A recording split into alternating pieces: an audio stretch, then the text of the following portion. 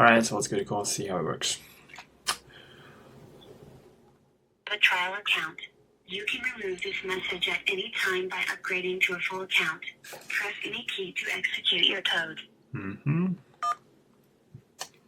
Hello, welcome to Evergreen. Happy to answer any questions you might have. How can I help you? Hey guys, welcome to this video. Today we're going to be working with this fictional business called Evergreen Landscapes. We will build a system that the customer can talk to.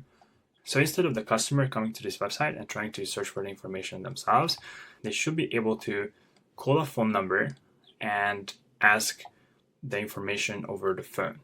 We're going to build a system for this, and the system will be designed in a way that it is able to answer any type of questions the customer might ask about the business. And when I say any type of question, it is really just limited by the information that we give to the agent. So we'll actually give some information to our agent, and based on that information, we'll be able to first understand the intent of the customer, and then using its knowledge about the business, it will be able to give answers phrased in an appropriate format. So I think it's super useful, and if you have any type of business, you can just replicate what we're going to do today. It can save you time and money. So that's really the goal here, to show you how to do something like this. So without further ado, let's get started. We're going to use a service called Voiceflow. If you don't have an account at Voiceflow, you might have to create one, but it is a very simple and straightforward process. Okay, so once you complete the account creation, you logged in, you will be presented with this dashboard. All you have to do is just click New Agent, and you can call it however you want. I will call it Evergreen, and just click Create Project. This action will redirect you to this canvas, and here you can basically delete these things. We're going to start from scratch. So the first thing that we're going to do, say once this flow is initiated, we'll just say we're going to start with a message. We can call it welcome. This is just the name of the block. It doesn't really matter how you call it, but I like to keep things organized, so I normally label them. And here you can specify what you want the first message to be. So you can say something like, hello, welcome, put in your business name, and how can I help you, or happy to answer any questions, something like that. Note that I don't really use commas, and that is because if you don't use commas, that will actually come across more natural in spoken language when this agent is speaking over the phone, because otherwise it would stop at every punctuation mark, and it will be more like a robotic way of talking. Anyway, so we have this welcome message, and the next thing that we're going to do is we're going to save whatever the customer replies, and we're going to save it to a variable. So a variable is just a place that is in the memory, and we can put information into that place to be able to retrieve it later. And we're going to retrieve it later because we want to figure out the intention of the question, and we're going to use whatever we have in this variable to do that. So first, let's just save the first customer reply and put it into a variable. To be able to do that, I'm going to head over to this listening section, and I will just choose capture. I will drag and drop and put it here. I can say we want to capture the entire user reply, and we're going to put it into a new variable. So we can actually create a new variable for this. Create variable, and we can call it first customer reply. And then we can click create variable. Okay, so now we have the variable. We greeted the customer. We asked, how can we help the customer? And the customer said something, which might be a very lengthy text, or it might be a very short text. We don't know.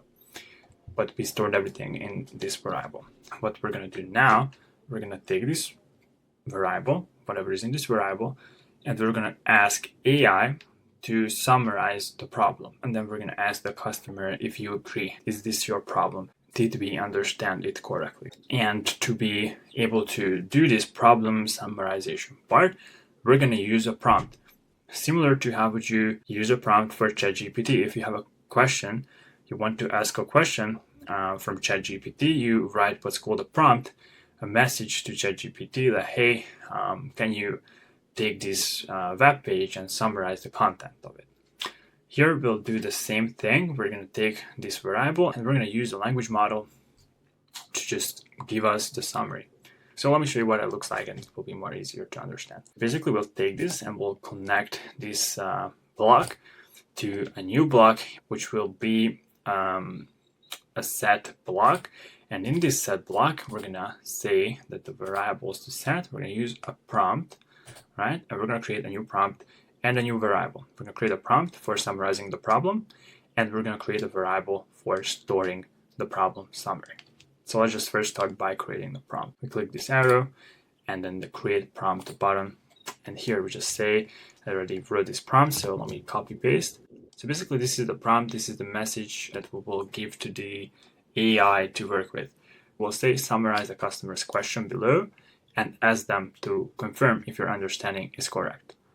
And we want the customer to be able to reply with either a yes or a no type of answer, and we give some additional guideline to the AI to formulate the message.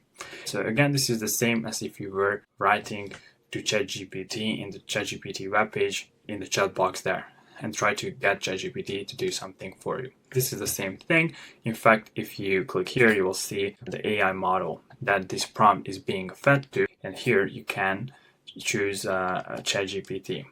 I can use ChatGPT Mini, or I could use some other model. I have a free plan now, so not all of these models are available for me, but if you have a paid plan, you can use a lot more of these models. For example, we can use this one. We can also pass in here the conversation history just to make sure that there's some context, and then we can close this. And the next portion, you see that this is complaining. The reason it is complaining because we still have to specify the variable that we want to use to store the output of this prompt. So whatever the AI gives back to us as an output, we'll store it in a variable. So let's create a new variable for this. We can call it summarized problem. And we'll click create variable. And now if you remember the way we wrote this prompt is that the output will contain a yes or no type of question to verify with the user if we got the problem right. So the customer will answer something, and to be able to handle this answer, we'll introduce a logical, like a conditional block basically. And we're going to see if the answer is matching to either a yes or no type of intent. So we'll head over to this listening block and we'll put in choice block here, and it says listening for trigger. We have some automatically available triggers for us, basically the yes and the no type of triggers. So we can add yes, and we can also add no, and we can also say no match, and this no match will be triggered if the customer says something totally nonsensical that is neither yes or no. So we can normally we can follow up on these. So for example, let me edit again. We can say something like, sorry, I didn't get that, please try again. And then we can say follow path after reprompts, and that will give us an opportunity to follow up on this issue. We can change the colors so we can see this is for error handling basically, and we can do the same thing with a no. We can say so we can do something like this, and then we can of course follow up on these things, make sure that we have some logic to account for these events. I'm not going to focus on that now, but just know that in real life you will have some planning to do if you want to make sure that your tool is robust enough that it can handle any sort of issues that can arise. For now, let's just assume the customer confirms that we got the problem right, and then we can follow up on this path. But even before we do that, let me just rename this to be like problem summarization or something like that. Right, so once we know that we got the problem correctly, we're going to initiate a database search, and we're going to try to retrieve the information that the customer is interested in figuring out.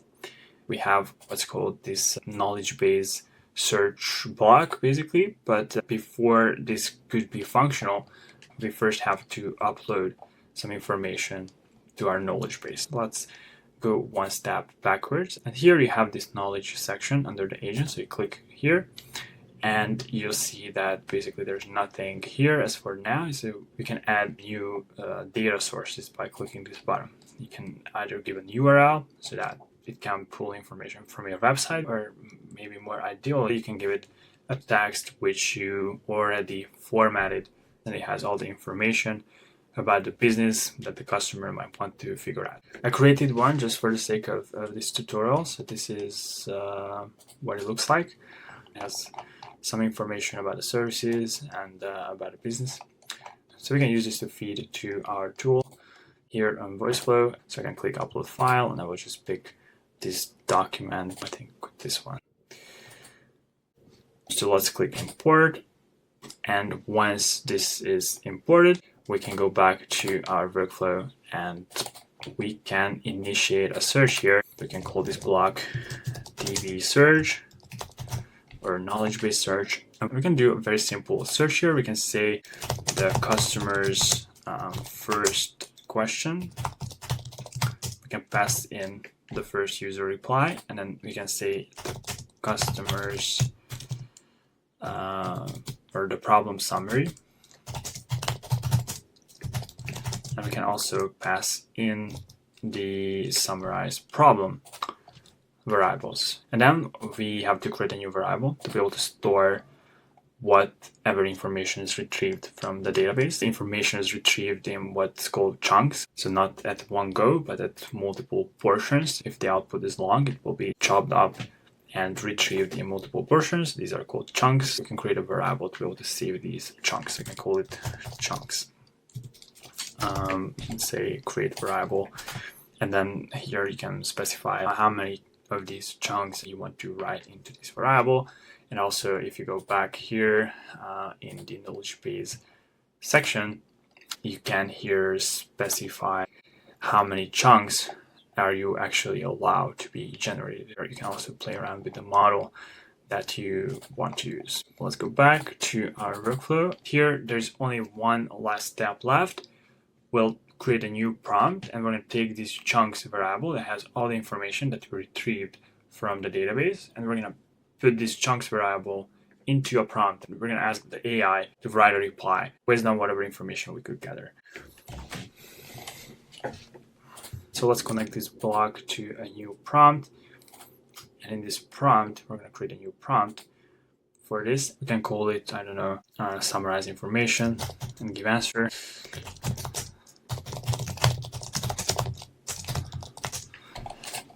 And we can pass in the memory, and I also have already wrote the prompt for this. So this is what it will look like. We will supply the chunks that we have, so that all the information that we got from the database, and then we're going to add the first user reply and the summarized problem. And we're going to say, hey, take all this information and just come up with an answer. And it's nice to add that you're talking to them over the phone so that AI knows how to formulate the message. So let's, we can, I don't know, keep to the GPT model. It doesn't really matter. And let's give this a spin. So I can say run in the console, and then this will run a test of this in this terminal. And then if it is working properly, we can link it to our phone number. I will show you how to do that. And we can also call it and see if that is also working as expected. So let's say run test. Let's just ask about the location. That's an easy one. Hey, I want to know where you guys are located.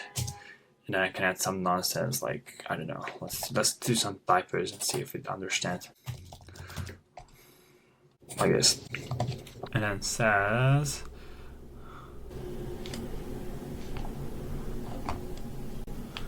okay, we made a small mistake here. The set block correctly identifies what the problem is and puts it into this variable. But then the customer does not know what needs to be done because we don't actually show this variable to the customer. It is only visible here on the debug console, but over the phone, the AI would just stay silent because it would expect a yes or no answer, but we don't ask anything from the customer. We don't show them this message. So let's fix that and put in a message here. To this part, and we can just output the summarized problem. We can say summarized problem, and this should fix this issue. So we can say, go run it again, and hello, welcome to, okay, so this is not a debug console, but just a preview of this. It's fine. I want to know your location, like this. You can see that it is able to identify that we are looking for the location, even though we totally butchered the spelling. So I'm going to say yes, and then it should be able to retrieve some information from the database. So let's see if that functionality works. So click yes, and there you go. So it says location, Garden Avenue, Portland, etc., etc. Let's verify if that's actually correct information. We can come back to this worksheet and say what was here. Hold on. Like, okay, so this one, I think this is the same address here. Yeah. So cool, it's working. But you can see it's very simple. Like immediately after it gives us the response, it just drops a call. We can potentially follow up on this and try to create additional sections or even loop back to somewhere here and then reprompt for a different question if you want, or if you want to give the customer that opportunity, or just simply say goodbye.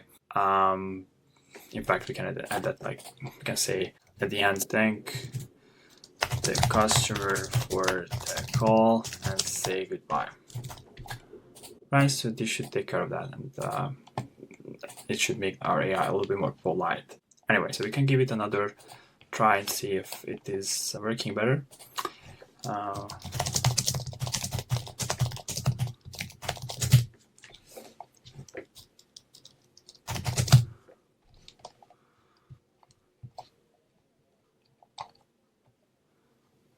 If you have any more questions or need assistance, feel free to ask. Thank you for calling and have a great day. Goodbye. Okay, great. So now it's not just dropping the phone, but being a lot more polite. So I think we are good to go with this. We can link this AI agent to this phone number so that you will be able to call it over the phone and ask the same type of questions or any questions that you want, and it should be able to answer you over the phone. I think it's a very cool functionality of this platform, so we can do that now. And the way you do that is, first you will have to get a phone number. You can use Twilio for this. So that Twilio looks like this. Oh, oops. Seems like my session expires. If you don't have an account, you have to click sign up. And then do this here, fill out the forms, but I already have an account, so I can just sign up with Google. And it will recognize that I already have an account, I hope. Once you are in Twilio, you will be presented with this dashboard. So you see this is a trial account, so you can actually buy a phone number for free, but that you will not be able to use in production. You can use it for developing your tool and testing your tool, but if you want to link it to a normal production grade system, meaning like a system that is already live and you want customers to be able to talk to it, then you will have to buy a real phone number. But in this case, you can just buy a test phone number for free. You can select the country that you want. United States, I already have it added here. So click phone numbers and then manage by number. Here you will have a lot of numbers listed available. You can just click buy and just buy the number here. I already have a number, so I will not buy it. For me, if I hover over to the active number section, I already have this number. I can use it. I don't have to buy a new number. And the way you add it to Voiceflow, you can add it either in the project setting or at the account level. I like to edit it at the account level and then just assign the number to a particular project. So come back here and go to the dashboard, and under the phone numbers, you see I already have added it here. It's very simple to add this number. You just click import number, go back to Voiceflow, and if you go back to your dashboard here, then you should be able to see all the information that you need to specify here. So you have this account SID, right? So that goes here. The phone number obviously goes here. Then the account SID goes here. This authentication token that is, you see here, it's you can copy and put it into this box, and then you just give a name if you want to give a name to the phone number. And then click import, and it should import a phone number, and then you will be able to see it here. Currently, it is added at the account level, but it's not assigned to any agent. So we go back to the agents section. We click on this project that we've been working on, and here we just go to the interfaces section and choose telephony and click assign existing number, and just pick this number, pick the environment, which is development, and then click assign number. And there you go. Now you have the number assigned to this agent. You can come back to the agent, to the workflow. Now, since it is ready, you can publish it. You can call it version, like, I don't know, like Evergreen Agent version 1. Click publish. It is ready to be used.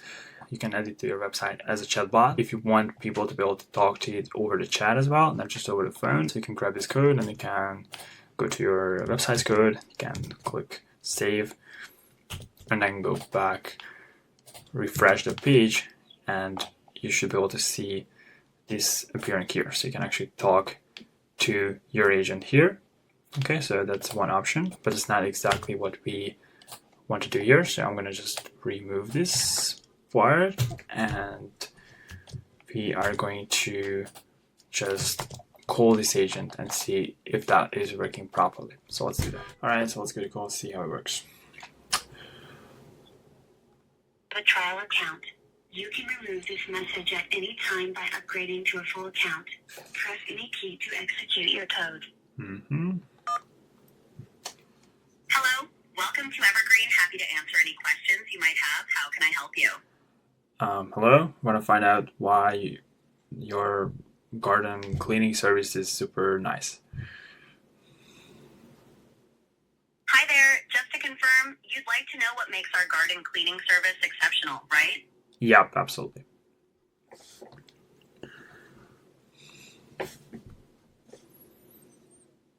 Absolutely. Our garden cleaning service stands out because we use eco-friendly practices and 100% organic fertilizers, ensuring a healthy environment for your plants.